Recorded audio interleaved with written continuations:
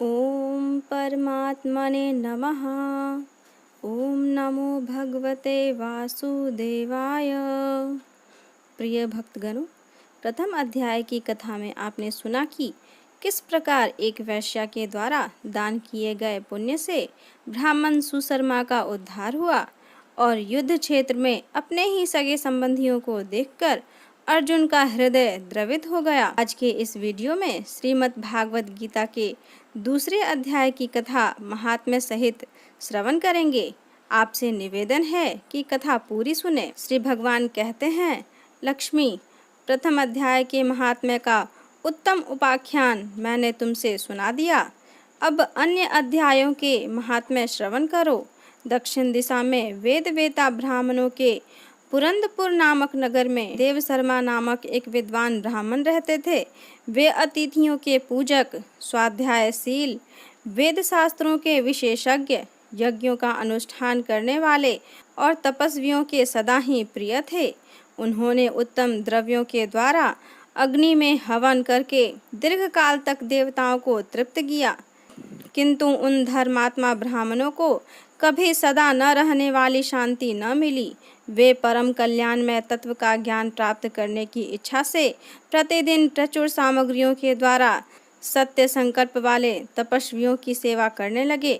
इस प्रकार शुभ आचरण करते हुए उन्हें बहुत समय बीत गया। तदंतर एक दिन पृथ्वी पर उनके समक्ष एक त्यागी महात्मा प्रकट हुए। वे पूर्ण अनुभवी, आकाशांग रहित, नासिका के अग्रभाग पर दृष्टि रखने वाले तथा शांतचित्त थे। निरंतर परमात्मा के चिंतन में संलग्न हो वे सदा आनंद विभोर रहते थे। देव शर्मा ने उन नियत संतुष्ट तपस्वियों को शुद्ध भाव से प्रणाम किया और पूछा, महात्मन, मुझे शांतिमय स्थिति कैसे प्राप्त होगी? तब उन आत्मज्ञानी संत ने देव शर्मा को सौपुर ग्राम के निवासी मित्रवान का, जो बकरियों का चरवाहा था, परिचय दिया और कहा, वही तुम्हें उपदेश देगा। यह सुनकर देव शर्मा ने महात्मा के चरणों की वंदना की और समृद्धशाली सौपुर ग्राम में पहुंचकर उसके उत्तर भाग में एक विशाल वन देखा। उसी वन में नदी के किनारे एक शिला पर मित्रवान बैठा था। उसके नेत्र आनंदता की तीर से निश्चल हो रहे थे। वह अपलक दृष्टि से देख रहा था। वह स्थान आपस का स्वाभाविक वैर छोड़कर एकत्रित हुए परस्पर विरोधी जंतुओं से घिरा था। वहां उद्यान में मंद मंद वायु चल रही थी। मृगों के झुंड शांत भाव से बैठे थे और मित्रवान दया से भरी हुई आनंदमयी मनोहारिणी दृष्टि से पृथ्वी पर मानो अमृत छिड़क रहा था। इस रूप में उसे देखकर देव शर्मा का मन प्रसन्न हो गया। वे उत्सुक होकर बड़ी विनय के साथ मित्रवान के पास गए। मित्रवान ने भी अपने मस्तक को किंचित नवाकर देव शर्मा का सत्कार किया। तदंतर विद्वान देव शर्मा अनन्य चित्त से मित्रवान के समीप गए और जब उसके ध्यान का समय समाप्त हो गया, उस समय उन्होंने अपने मन की बात पूछी। महाभाग, मैं आत्मा का ज्ञान प्राप्त करना चाहता हूँ। मेरे इस मनोरथ की पूर्ति के लिए मुझे किसी ऐसे उपाय का उपदेश कीजिए जिसके द्वारा सिद्धि प्राप्त हो चुकी हो। देव शर्मा की बात सुनकर मित्रवान ने एक क्षण तक कुछ विचार किया। उसके बाद इस प्रकार कहा, विद्वन, एक समय की बात है, मैं वन के भीतर बकरियों की रक्षा कर रहा था। इतने में ही एक भयंकर व्याघ्र पर मेरी दृष्टि पड़ी, जो मानो सबको ग्रस लेना चाहता था। मैं मृत्यु से डरता था, इसीलिए व्याघ्र को आते देख बकरियों के झुंड को आगे करके वहां से चला गया। किंतु एक बकरी तुरंत ही सारा भय छोड़कर नदी के किनारे उस बाघ के पास बेरोक टोक चली गई। फिर तो व्याघ्र भी द्वेष छोड़कर चुपचाप खड़ा हो गया। उसे इस अवस्था में देखकर बकरी बोली, व्याघ्र, तुम्हें तो अभिष्ट भोजन प्राप्त हुआ है। मेरे शरीर का मांस निकालकर प्रेम पूर्वक खाओ ना। तुम इतनी देर से खड़े क्यों हो? तुम्हारे मन में मुझे खाने का विचार क्यों नहीं हो रहा है? व्याघ्र बोला, बकरी, इस स्थान पर आते ही मेरे मन से द्वेष का भाव निकल गया, भूख प्यास भी मिट गई, इसीलिए पास आने पर भी अब मैं तुझे खाना नहीं चाहता। व्याघ्र के यों कहने पर बकरी बोली, न जाने मैं कैसे निर्भय हो गई हूँ। इसमें क्या कारण हो सकता है? यदि तुम जानते हो तो बताओ। यह सुनकर व्याघ्र ने कहा, मैं भी नहीं जानता, चलो सामने खड़े हुए इस महापुरुष से पूछें। ऐसा निश्चय करके वे दोनों वहां से चल दिए। उन दोनों के स्वभाव में यह विचित्र परिवर्तन देखकर मैं बहुत विस्मय में पड़ा था। इतने में ही उन्होंने मुझसे ही आकर प्रश्न किया। वहां वृक्ष की शाखा पर एक वानर राज था। उन दोनों के साथ मैंने भी वानर राज से पूछा। विप्रवर, मेरे पूछने पर वानर राज ने आदर पूर्वक कहा, अजापाल सुनो, इस विषय में मैं तुम्हें प्राचीन वृतांत सुनाता हूँ। यह सामने वन के भीतर जो बहुत बड़ा मंदिर है उसकी ओर देखो। इसमें ब्रह्मा जी का स्थापित किया हुआ एक शिवलिंग है। पूर्व काल में यहाँ सुकर्मा नामक एक बुद्धिमान महात्मा रहते थे, जो तपस्या में संलग्न होकर इस मंदिर में उपासना करते थे। वे वन में फूलों का संग्रह कर लाते और नदी के जल से पूजनीय भगवान शंकर को स्नान कराकर उन्हीं से उनकी पूजा किया करते थे। इस प्रकार आराधना का कार्य करते हुए सुकर्मा यहाँ निवास करते थे। बहुत समय के बाद उनके समीप किसी अतिथि का आगमन हुआ। सुकर्मा ने भोजन के लिए फल लाकर अतिथि को अर्पण किया और कहा, विद्वान, मैं केवल तत्व ज्ञान की इच्छा से भगवान शंकर की आराधना करता हूँ। आज इस आराधना का फल परिपक्व होकर मुझे मिल गया, क्योंकि इस समय आप जैसे महापुरुष ने मुझ पर अनुग्रह किया है। सुकर्मा के ये मधुर वचन सुनकर तपस्या के धनी महात्मा अतिथि को बड़ी प्रसन्नता हुई। उन्होंने एक शिलाखंड पर गीता का दूसरा अध्याय लिख दिया और ब्राह्मण को उसके पाठ एवं अभ्यास के लिए आज्ञा देते हुए कहा, ब्राह्मण, इससे तुम्हारा आत्मज्ञान संबंधी मनोरथ अपने आप सफल हो जाएगा। यूं कहकर वे बुद्धिमान तपस्वी सुकर्मा के सामने ही उनके देखते देखते अंतर ध्यान हो गए। सुकर्मा विस्मित होकर उनके आदेश के अनुसार निरंतर गीता के द्वितीय अध्याय का अभ्यास करने लगे। तदंतर दीर्घ काल के पश्चात अंतःकरण शुद्ध होकर उन्हें आत्मज्ञान की प्राप्ति हुई। फिर वे जहाँ जहाँ गए वहाँ वहाँ का तपोवन शांत हो गया। उनमें शीत उष्ण और राग द्वेष आदि की बाधाएं दूर हो गई। इतना ही नहीं, उन स्थानों में भूख प्यास का कष्ट भी जाता रहा तथा भय का सर्वथा अभाव हो गया। यह सब द्वितीय अध्याय का जप करने वाले सुकर्मा ब्राह्मण की तपस्या का ही प्रभाव समझो। मित्रवान कहता है, वानर राज के यूं कहने पर मैं प्रसन्नतापूर्वक बकरी और बाघ के साथ उस मंदिर की ओर गया। वहां जाकर शिलाखंड पर लिखे हुए गीता के द्वितीय अध्याय को मैंने देखा और पढ़ा। उसी की आवृत्ति करने से मैंने तपस्या का पार पा लिया है। अतः भद्र पुरुष, तुम भी सदा द्वितीय अध्याय की ही आवृत्ति किया करो। ऐसा करने पर मुक्ति तुमसे दूर नहीं रहेगी। श्री भगवान कहते हैं, प्रिय मित्रवान के इस प्रकार आदेश देने पर देव शर्मा ने उसका पूजन किया और उसे प्रणाम करके पुरंदपुर की राह ली। वहाँ किसी देवालय में पूर्वोक्त आत्मज्ञानी महात्मा को पाकर उन्होंने यह सारा वृतांत निवेदन किया और सबसे पहले उन्हीं से द्वितीय अध्याय को पढ़ा। उनसे उपदेश पाकर शुद्ध अंतःकरण वाले देव शर्मा प्रतिदिन बड़ी श्रद्धा के साथ द्वितीय अध्याय का पाठ करने लगे। तब से उन्होंने प्रशंसा के योग्य परम पद को प्राप्त कर लिया। लक्ष्मी, यह द्वितीय अध्याय का उपाख्यान कहा गया। अब गीता के दूसरे अध्याय का श्रवण कीजिए। दिव्य धार्मिक कथाएं पर आपका स्वागत है। आज आप श्रीमद् भागवत गीता के द्वितीय अध्याय का श्रवण करेंगे। संजय बोले कि पूर्वोक्त प्रकार से करुणा करके व्याप्त और आंसुओं से पूर्ण तथा व्याकुल नेत्रों वाले शोक युक्त उस अर्जुन के प्रति भगवान मधुसूदन ने यह वचन कहा, हे अर्जुन, तुमको इस विषम स्थल में यह अज्ञान किस हेतु से प्राप्त हुआ? क्योंकि यह न तो श्रेष्ठ पुरुषों से आचरण किया गया है, न स्वर्ग को देने वाला है, न कीर्ति को करने वाला है। इसीलिए हे अर्जुन, नपुंसकता को मत प्राप्त हो, यह तेरे योग्य नहीं है। हे परम तप, तुच्छ हृदय की दुर्बलता को त्याग कर युद्ध के लिए खड़ा हो। तब अर्जुन बोले कि हे मधुसूदन, मैं रणभूमि में भीष्म पितामह और द्रोणाचार्य के प्रति किस प्रकार वानों से युद्ध करूंगा? क्योंकि हे अरिसूदन, वे दोनों ही पूजनीय हैं। इसीलिए इन महानुभाव गुरुजनों को न मारकर इस लोक में भिक्षा का अन्न भी भोगना कल्याणकारक समझता हूँ, क्योंकि गुरुजनों को मारकर भी इस लोक में रुधिर से सने हुए अर्थ और काम रूप भोगों को ही तो भोगूंगा। और हम लोग यह भी नहीं जानते कि हमारे लिए क्या करना श्रेष्ठ है, अथवा यह भी नहीं जानते कि हम जीतेंगे या हमको वे जीतेंगे। और जिनको मारकर हम जीना भी नहीं चाहते, वे ही धृतराष्ट्र के पुत्र हमारे सामने खड़े हैं।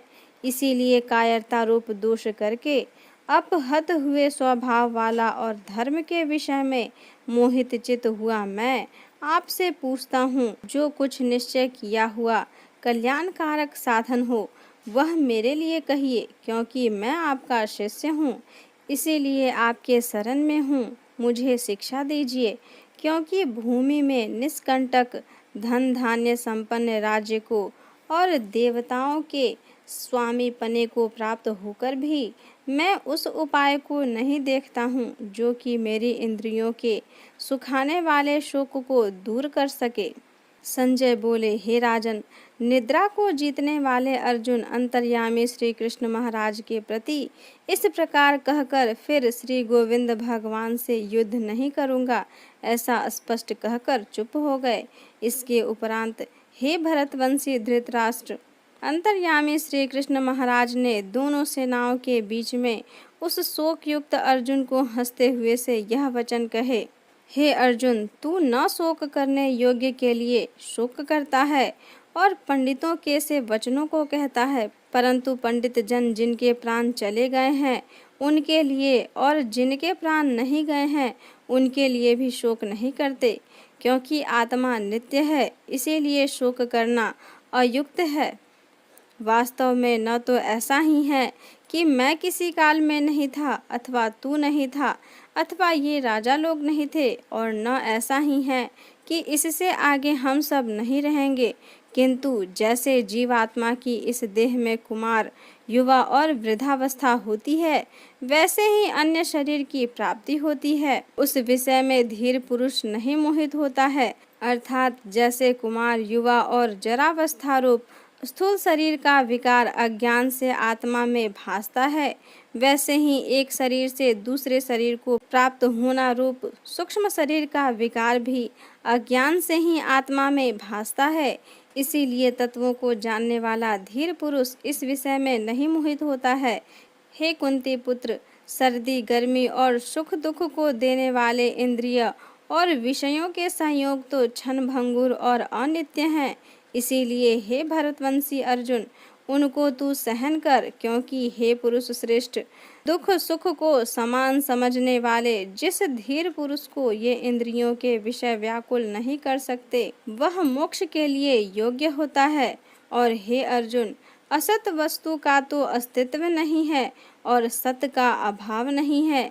इस प्रकार इन दोनों को ही तत्वज्ञानी पुरुषों द्वारा देखा गया है। इस न्याय के अनुसार नाश रहित तो उसको जान कि जिससे यह संपूर्ण जगत व्याप्त है, क्योंकि इस अविनाशी का विनाश करने को कोई भी समर्थ नहीं है। और इस नाश रहित अप्रमेय नित्य स्वरूप जीवात्मा के ये सब शरीर नाशवान कहे गए हैं। इसीलिए हे भरतवंशी अर्जुन, तू युद्ध कर। जो इस आत्मा को मारने वाला समझता है और जो इसको मरा मानता है, वे दोनों ही नहीं जानते हैं, क्योंकि यह आत्मा न मारता है और न मारा जाता है। यह आत्मा किसी काल में भी न जन्मता है और न मरता है, अथवा न यह आत्मा होकर के फिर होने वाला है, क्योंकि यह अजन्मा, नित्य, शाश्वत और पुरातन है। शरीर के नाश होने पर भी यह नाश नहीं होता है। हे पृथापुत्र अर्जुन, जो पुरुष इस आत्मा को नाश रहित, नित्य, अजन्मा और अव्यय जानता है, वह पुरुष कैसे किसको मरवाता है और कैसे किसको मारता है। और यदि तू कहे कि मैं तो शरीर के वियोग का शोक करता हूँ, तो यह भी उचित नहीं है, क्योंकि जैसे मनुष्य पुराने वस्त्रों को त्याग कर दूसरे नए वस्त्रों को ग्रहण करता है, वैसे ही जीव आत्मा पुराने शरीर को त्याग कर दूसरे नए शरीर को प्राप्त होता है। हे अर्जुन, इस आत्मा को शस्त्र आदि नहीं काट सकते और न इसको आग ही जला सकती है और इसको जल गीला नहीं कर सकते और न ही वायु सुखा सकता है, क्योंकि यह आत्मा अछेद्य है। यह आत्मा अदाह्य, अल्केघ्य और अशोष्य है तथा यह आत्मा निसंदेह नित्य, सर्वव्यापक, अचल, स्थिर रहने वाला और सनातन है। यह आत्मा अव्यक्त अर्थात इंद्रियों का अविषय और यह आत्मा अचिंत्य अर्थात मन का अविषय और यह आत्मा विकार रहित अर्थात न बदलने वाला कहा गया है। इससे हे अर्जुन, इस आत्मा को ऐसा जानकर तू शोक करने योग्य नहीं है, अर्थात तुझे शोक करना उचित नहीं है। इससे हे अर्जुन, इस आत्मा को ऐसा जानकर तुझे शोक करना उचित नहीं है। यदि तू इसको सदा जन्मने और सदा मरने वाला माने तो भी हे अर्जुन, इस प्रकार शोक करने को योग्य नहीं है, क्योंकि ऐसा होने से तो जन्मने वाले की निश्चित मृत्यु और मरने वाले का निश्चित जन्म होना सिद्ध हुआ। इससे भी तू इस बिना उपाय वाले विषय में शोक करने को योग्य नहीं है। यह भीष्म आदिकों के शरीर मायामय होने से अनित्य है, इससे शरीर के लिए भी शोक करना उचित नहीं, क्योंकि हे अर्जुन, संपूर्ण प्राणी जन्म से पहले बिना शरीर वाले और मरने के बाद भी बिना शरीर वाले ही हैं, केवल बीच में ही शरीर वाले प्रतीत होते हैं।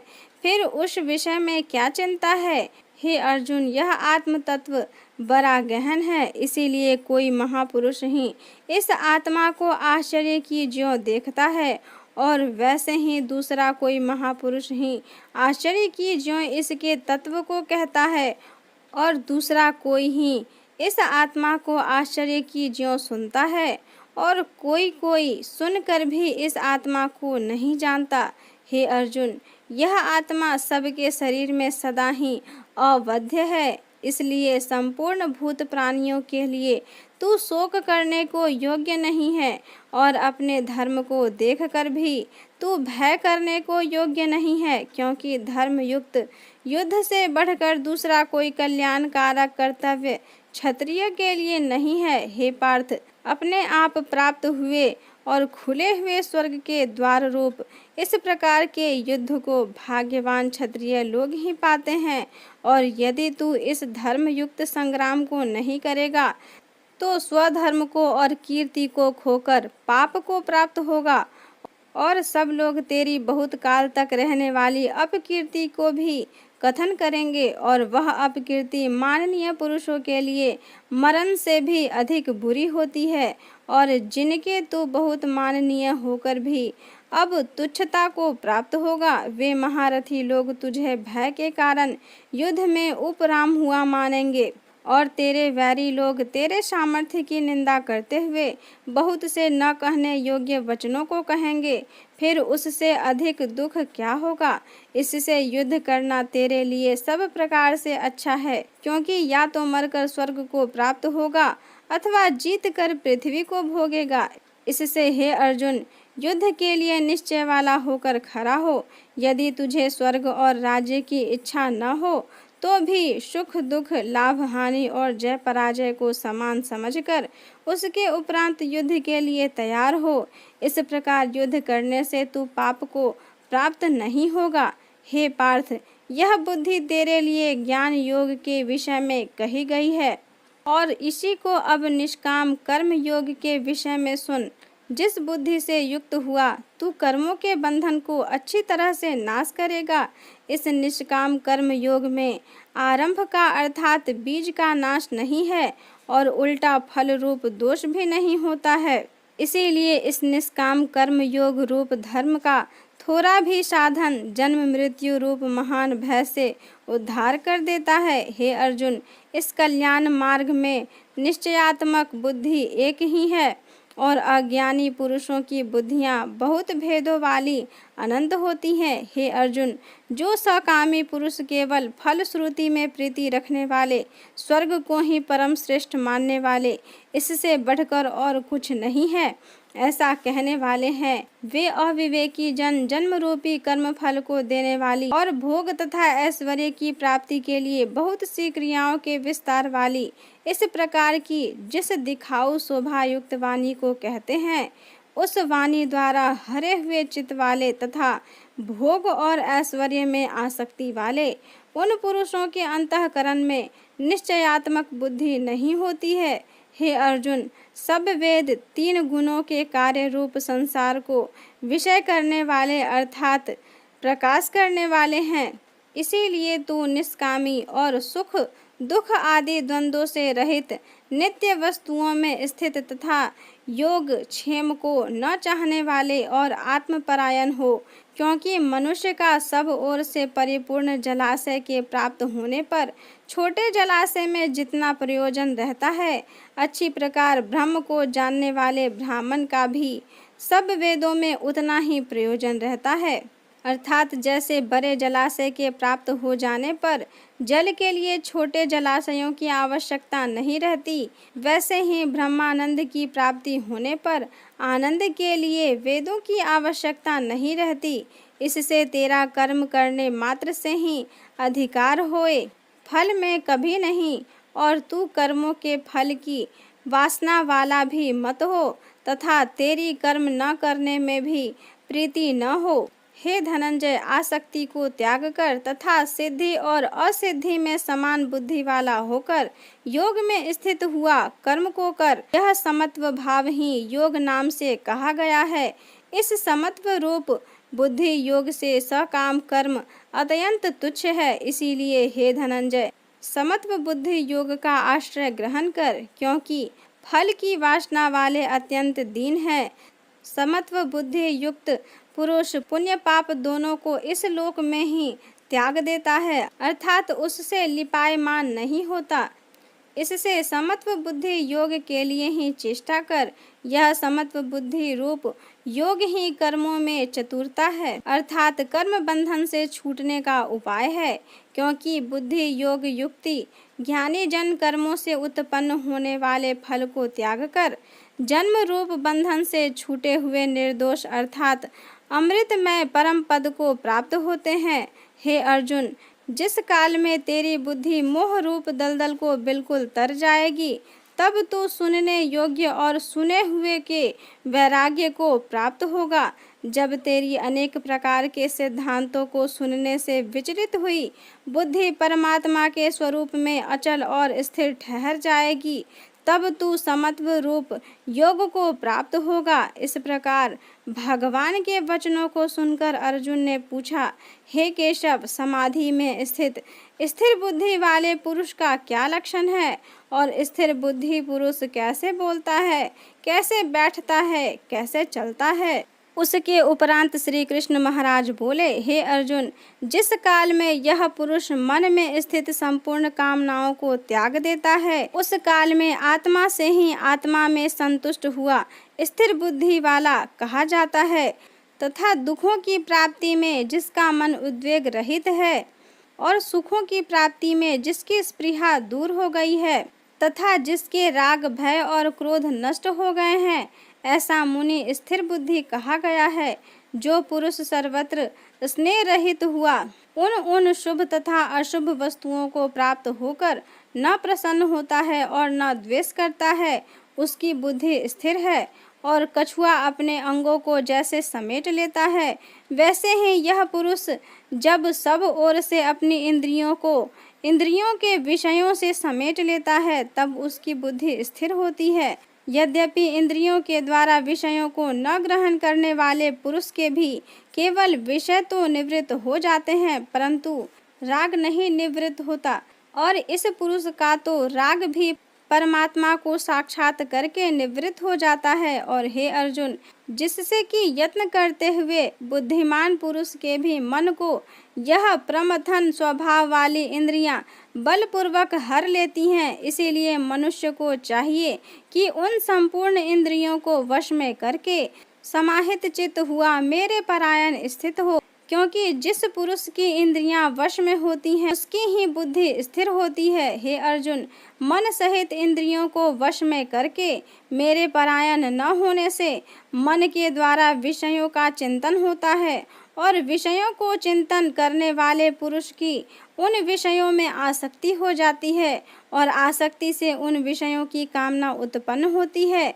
और कामना में विघ्न पड़ने से क्रोध उत्पन्न होता है।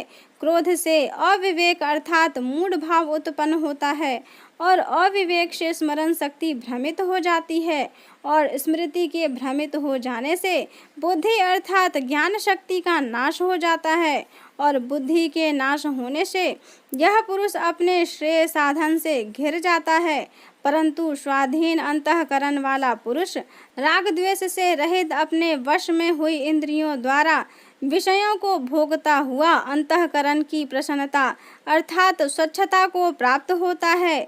उस निर्मलता के होने पर इसके संपूर्ण दुखों का अभाव हो जाता है और उस प्रसन्न चित्त वाले पुरुष की बुद्धि शीघ्र ही अच्छी प्रकार स्थिर हो जाती है। हे अर्जुन, साधन रहित पुरुष के अंतःकरण में श्रेष्ठ बुद्धि नहीं होती और उस अयुक्त के अंतःकरण में आस्तिक भाव भी नहीं होता है और बिना आस्तिक भाव वाले पुरुष को शांति भी नहीं होती। फिर शांति रहित पुरुष को सुख कैसे हो सकता है? क्योंकि जल में वायु नाव को जैसे हर लेता है वैसे ही विषयों में विचरती हुई इंद्रियों के बीच जिस इंद्रिय के साथ मन रहता है वह एक ही इंद्रिय इस अयुक्त पुरुष की बुद्धि को हरण कर लेती है।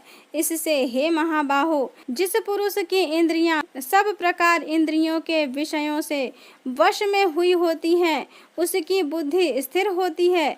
और हे अर्जुन, संपूर्ण भूत प्राणियों के लिए जो रात्रि है उस नित्य शुद्ध बोध स्वरूप परमानंद में भगवत को प्राप्त हुआ योगी पुरुष जागता है और जिस नाशवान क्षण भंगुर सांसारिक सुख में सब भूत प्राणी जागते हैं तत्व को जानने वाले मुनि के लिए वह रात्रि है।